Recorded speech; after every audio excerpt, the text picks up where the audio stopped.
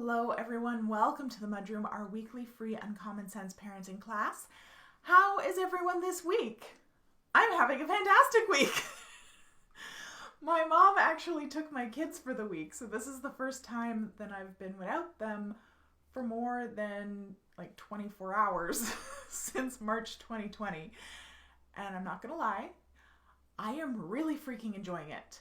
It's been awesome to be able to just sit and work and focus on my clients without having to also keep half of my brain available for if my kids need me. I will be very honest, I was getting dangerously close to burning out there, so I'm incredibly grateful that I have a mom who is not only willing but also incredibly capable of taking my kids for the week. I know not everybody has that privilege, and it's just been really nice. And it was my birthday and Mother's Day this past weekend. I got to double dip and I was entirely spoiled. I hope that you had a fantastic Mother's Day as well. And if you didn't, well then I hope you know that your hard work has not gone unnoticed by me. You're here, you're taking time out of your day to learn, and that is the hallmark of an amazing mom, and I think you're awesome. Before we jump into our topic today, allow me to introduce myself to those of you who don't know me. My name is Allana Robinson. I'm a parenting coach for parents of toddlers, preschoolers, and kindergartners. I help you understand why your children are misbehaving and how to fix it without yelling, shaming, or timeouts. I'm your host here on the MudRoom. I'm also the host of the Parenting Posse Facebook group, and I'm the creator of the Parentability program, where I help you raise well-behaved kids of your own. No matter where you're catching this class, please like and subscribe so that you never miss another one. It also helps us to reach more parents who need some support. I encourage you to comment and ask questions as we go along. This class is pre-recorded, but I'm here. I'm available to answer your questions in the comments, and you can always follow up in the Parenting Posse as well.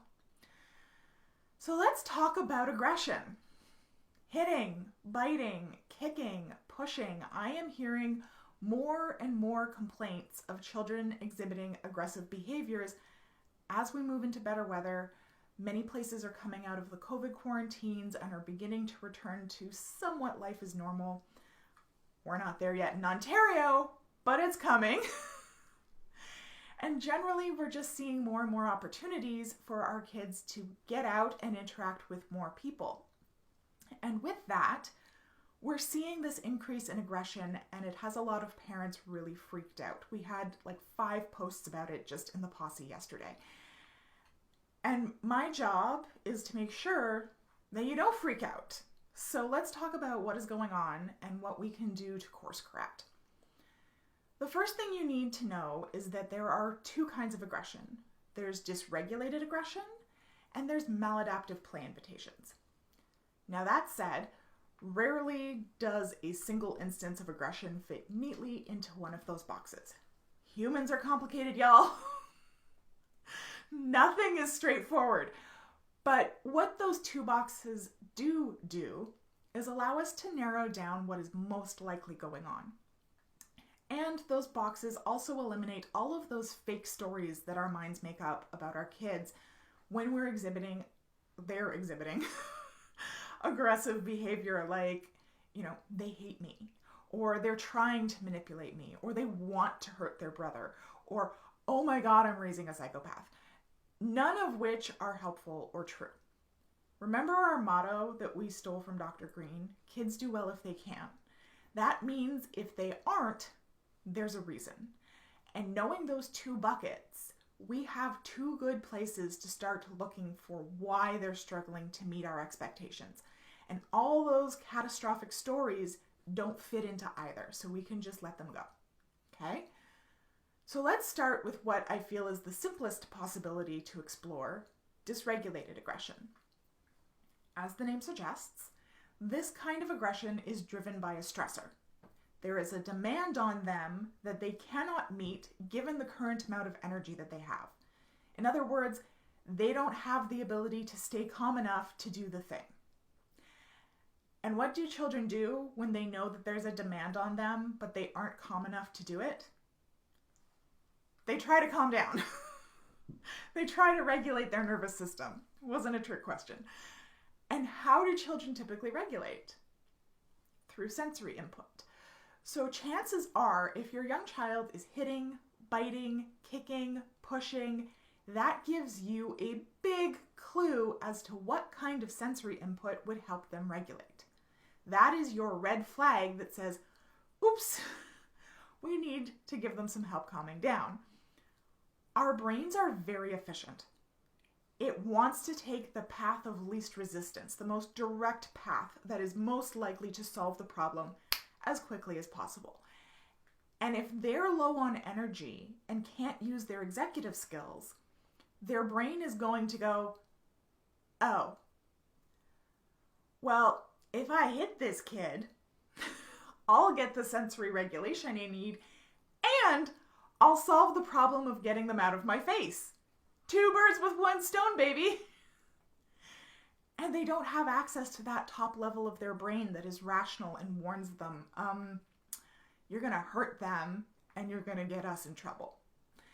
This is why often you'll see your child hit someone or push someone or bite them, and as soon as they do it, you see it register on their face that they fucked up.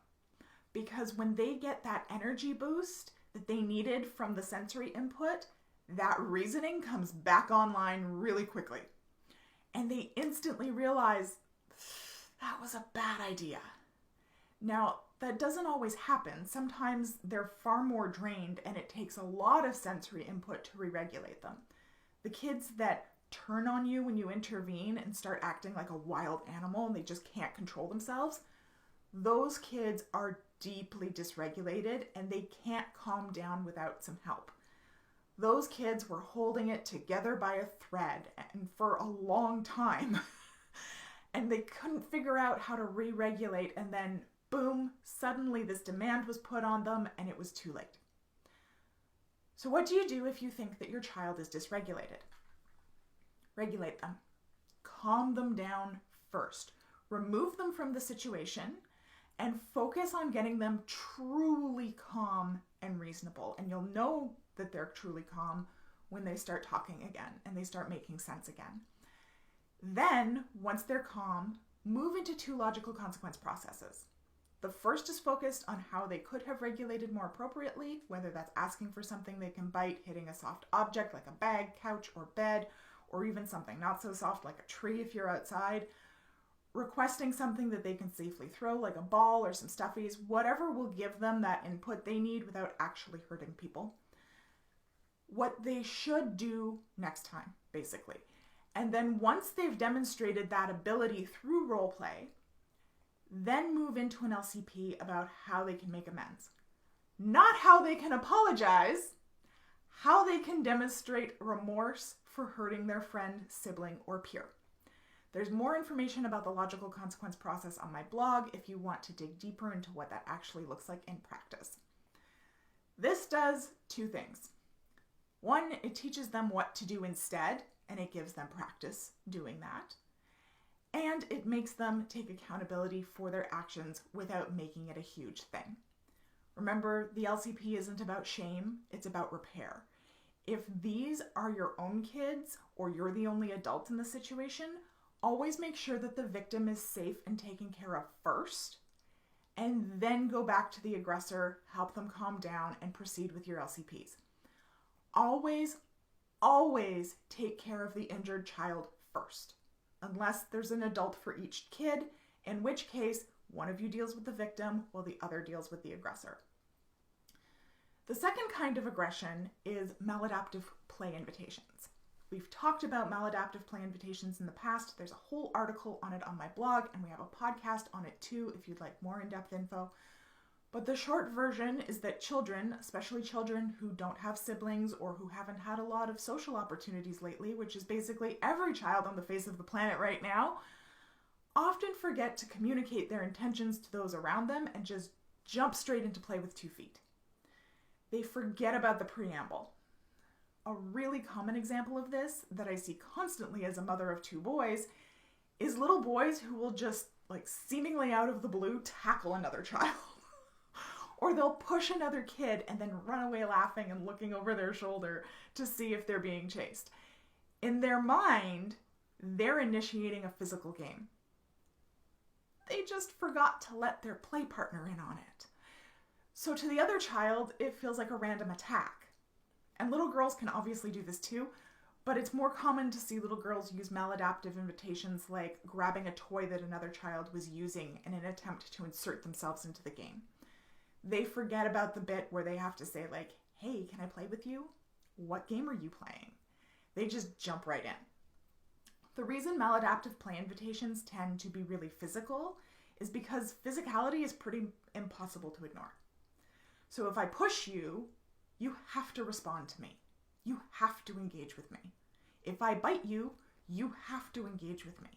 If I grab your toy, you have to engage with me. As I said, you can usually tell this type of aggression because the aggressor is smiling or they seem confused when the other child reacts negatively because they want to play. But they don't know how to initiate that interaction, so they do something that guarantees a response. If you think that your child is using aggression as a maladaptive play invitation, we're again going to teach them what to do using 2 LCPs. But the order your operations happen in is going to be the opposite of what you would do for regulation. Because if you try to teach them what to do first, the other kid is unlikely to want to play with them again, right? They just got attacked. They need to make amends first, and then use the LCP to help them navigate inserting themselves into the game. So that might sound like, you really wanted to play with Jorah. How can you ask Jorah if he wants to play with you? You can say, can I play too? Or you can say, Jorah, do you want to wrestle? Okay, let's go ask Jorah if he wants to wrestle with you. And then go with them and help them navigate that conversation. Again, the format of the LCP is on the blog. It's the same process no matter what the situation is. You just have to tailor it depending on what kind of problem you're solving, what the goal is of the LCP. And remember, you can only use a logical consequence process if they're calm. If your child uses a maladaptive play invitation and is running away laughing maniacally and then escalates when their friend doesn't reciprocate, well then you've got to calm them down first.